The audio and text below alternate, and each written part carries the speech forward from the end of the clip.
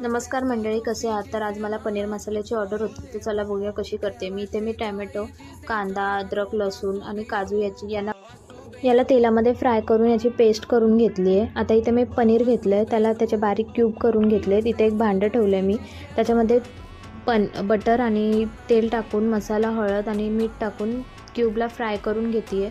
आता हे फ्राय केलेले क्यूब मी कट करून घेणार आहे. त्याच्यानंतर मी एक थंड पाणी घेतलं आहे, त्याच्यामध्ये हे क्यूब टाकून 15-20 मिनटं ठेवून देणार आहे.